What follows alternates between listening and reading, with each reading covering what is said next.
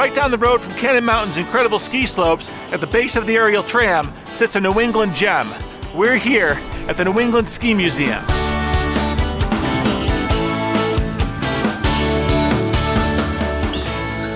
Hey, Jeff. Hey, Greg.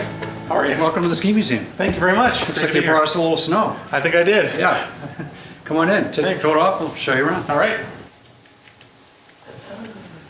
So, Greg, over here on the center of the museum, we've got our annual exhibit, which we change every year. Work hard to put something new up so that there's always something different. Right. But for the most part, what's on the perimeter of the wall here behind you stays here year after year. We go from the Olympic medals of Bode Miller all the way back to these Stone Age-like skis that are still built in Central Asia and the Altai Mountains. Those are very cool looking. That's primitive skiing right up to the modern day racing expertise of Bode Miller.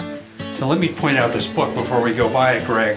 This was published in 1555. This woodcut shows the first depiction of skiing in any printed form, hunting on skis in Scandinavia. That sort of trickled down to the modern day in the form of biathlon, where people are cross-country skiing and shooting rifles. Shooting rifles. Yep. Yeah. Skiing first got popular in the United States. It was the Nordic form, cross-country skiing, ski jumping, and it would draw thousands in the 1920s and so on. In the 1930s, over in Europe, they started to develop better ways of skiing downhill and being able to turn deep snow.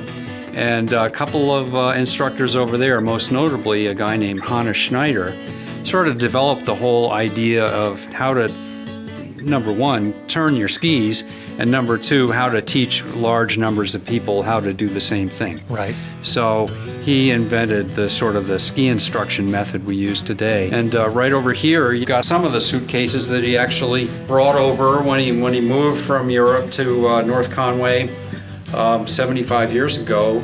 So it's really symbolic of skiing making the jump from the old world to the new world, because right about the same time, it got very popular in America. I think my grandmother had a case like that. She probably didn't have all those stickers on it, though.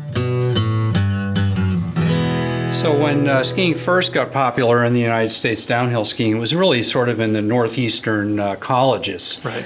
This ski here is the kind of thing they would have used in 1912 or 1913, if you can imagine that, you know. And here's a nice example of early 1904 Tachko ski from Portland, Maine that was actually so finely made that the owner couldn't make a living making them and had to go out of business. The narrow width says that it's a cross-country ski for skiing across, you know, open fields and roads. In the 1950s, metal skis came in. A lot of people had head standards. Metal skis only really lasted for about 10 or 15 years before fiberglass started to come in. So in the 1990s, very early 90s, maybe 92 or 93, Elan and another ski company, Nigel, started building skis like this that were, instead of more or less straight, you know, there always been a side cut, but they really made it much narrower at the waist, much wider at the tip and the tail, and the net effect was to make the ski turn much easier. Instead of having to spend years becoming an expert skier the way you would back in Hannes Schneider's day, now people can pick up the sport very, very easily. Yeah, I want that accelerated program. Yeah, it might be in order from what you were telling me. I think it is, definitely. Well, let me tell you about the National Ski Patrol a little bit, Ski Patrol in general, because in the 1930s when skiing got popular, all of a sudden people realized you can get hurt doing this. So realization came about that they needed to have some form of a rescue unit that would be able to evacuate people and give them first aid.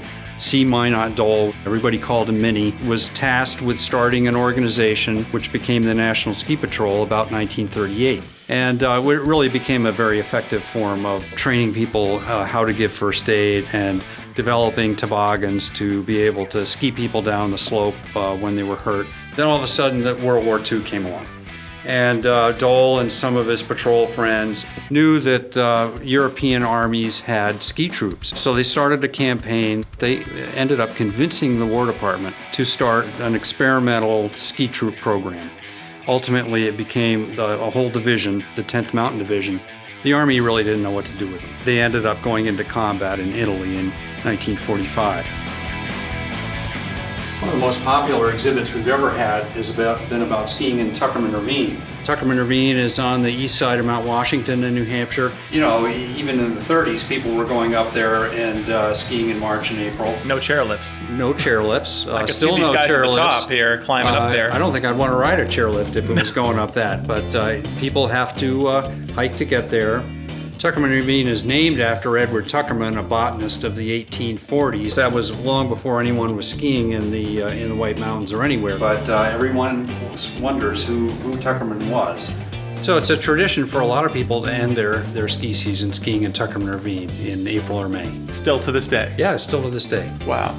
I'll have to check it out sometime. You might want to take those lessons first grade.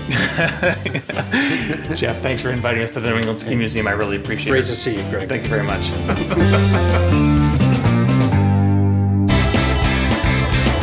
In 1941, the trip to Whitefield was postponed indefinitely.